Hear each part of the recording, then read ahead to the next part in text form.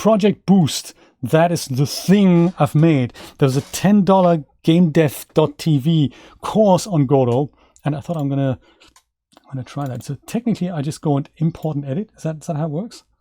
Oh my God, this is exciting. Treasure Woman, how's it going? That is a great name, by the way. Welcome.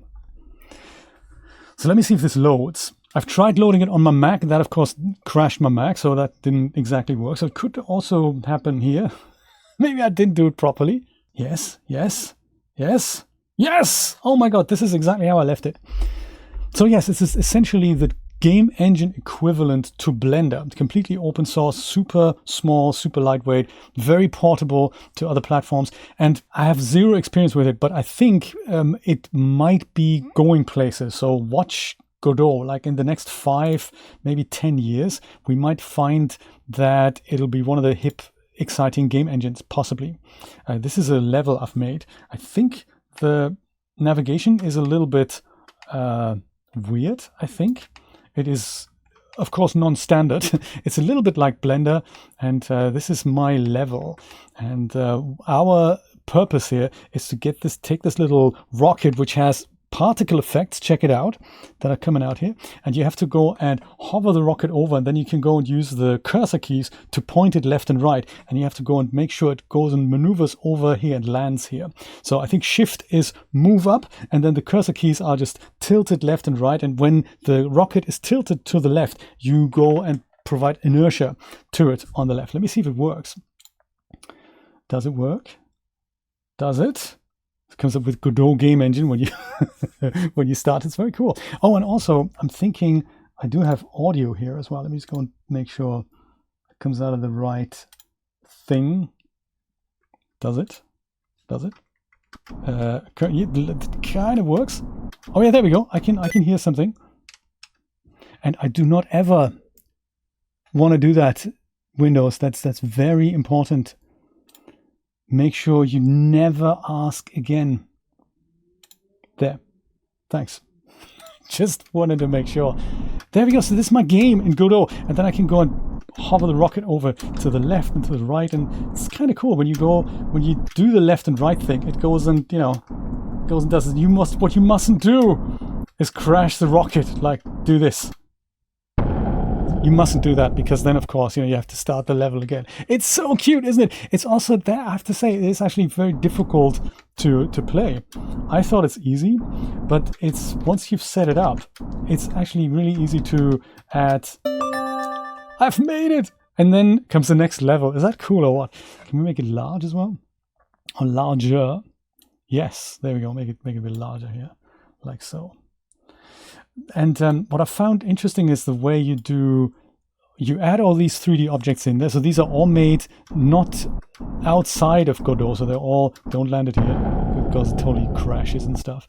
There's no UI. I haven't got to that part yet. But I thought this is kind of cool to make that. I'm thinking of putting it on Steam. Only costs $100. And then I'll pay you all to leave good reviews. How's that? Gorilla Basic. I don't remember that. No, I don't remember that. But look at that. Levels get progressively super difficult. And Brian, I want to see if I can add those gears that I've made in Blender into one of these levels. Look at that. This one's animated. I'm thinking with that same logic, I might be able to animate the gears. And then, even if it's just a background gimmick. But yeah, so I had a lot of fun. Crashing lots of times. This is my new smash hit, Jay's Rad Rocket Games. Watch out for that. It's going to come to a platform of your choice soon, probably more like itch, where I bury all my other game dev success stories. Oh, and then we go back to the first level, which is, of course, I'm going to have to work hard now on making 50 other levels. I made this, but disclaimer, I followed a tutorial by Bramwell Williams. He's like the Godot master guy right now.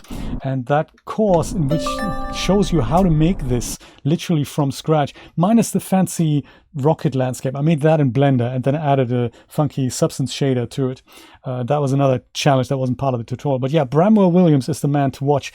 And this course can currently be purchased on GameDev.tv for only $10. It's in early access. And there is a Parts 2 and 3 are coming. That's like about fully fledged 3D environments. But yeah, this is the first part that's currently available, and I'll let you have it distributable if I can work out how to share it. It is SpaceX. That's exactly right. Yes, SpaceX simulator. Don't crash the rocket. Yes, it's very cool. So one of the things that I find amazing, they're pure hardcore open source guys at Godot, like FBX, a file format that basically the whole 3D industry relies on.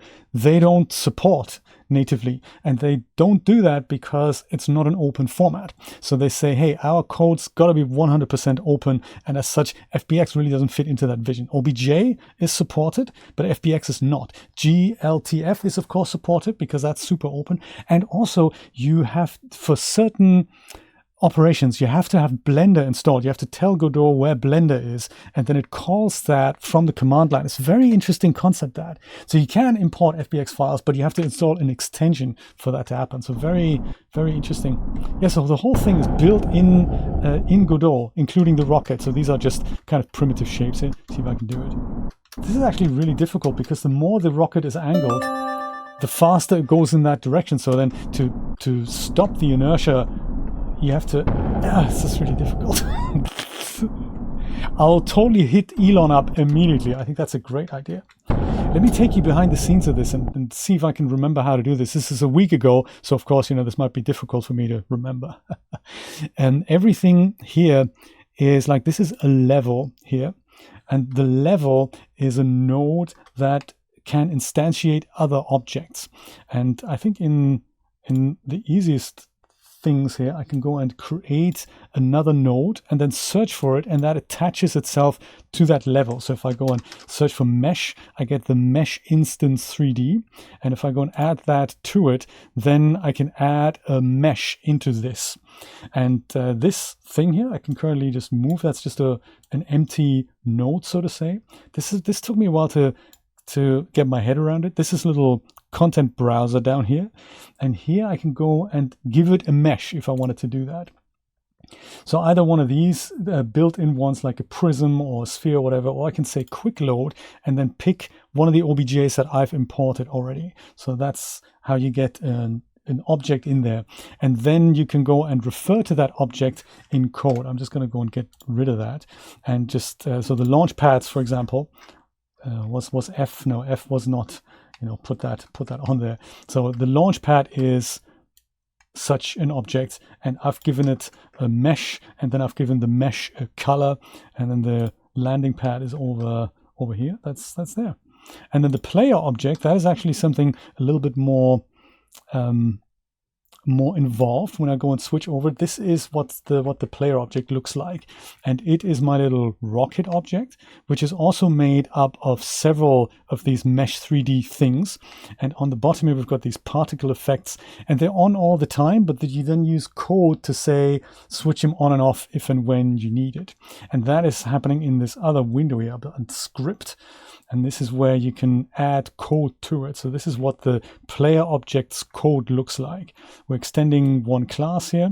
We're setting up a couple of variables down here as well. These are all like the reference to the audio that is part of the player object, and the particles left and right and in the center and so forth. And then in code down here, we go and refer to them. So the ready function gets called once when the project is ready and ready to rock, and then the process is essentially like a tick function. So this is a bit like what Unreal Engine has as on game ready, and this one is the tick function, so to say. So everything in here happens every time, and as such you get the delta variable put in here as well.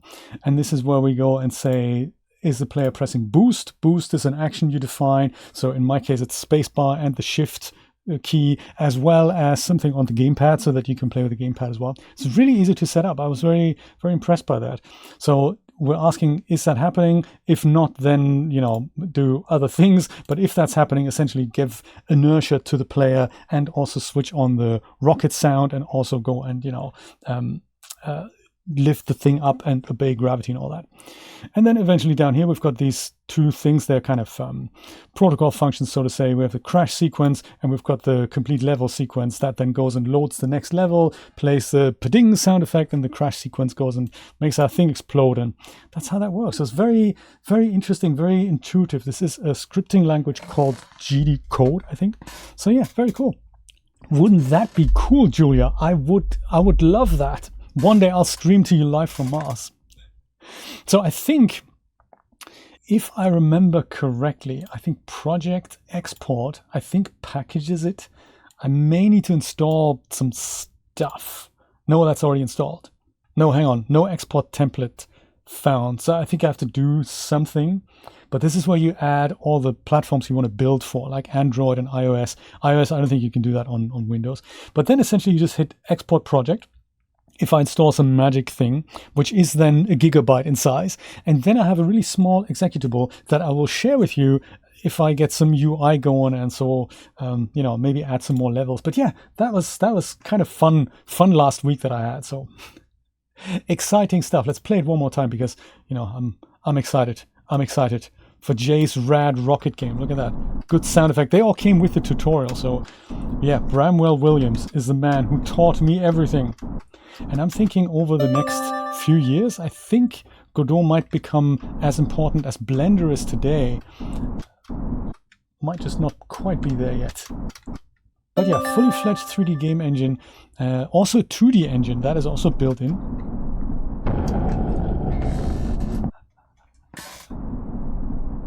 Woo-hoo! Ah, man, what a shame. This, of course, took me away a little bit from learning iClone. Yeah, exactly. Brian is fast and Jeremy is furious. I like it. That is good. And this is totally going to be. Can I fly underneath it? I might make one level in which this thing hovers, or there's like three things hovering, and they're going up and down, and you have to go underneath it. That might be exciting. Woohoo! Oh man, I think we also need some like stars in the distance here. Maybe something that isn't just like this box. Also, maybe something that varies from level to level. Oh, what a shame. It is such a cute game, isn't it? I'm thinking, Julia, this with 100 levels. And then it's always this. It's just a different obstacle you have to go over. That'd be kind of cool. 100 levels. It's like one of those escape room bits and pieces.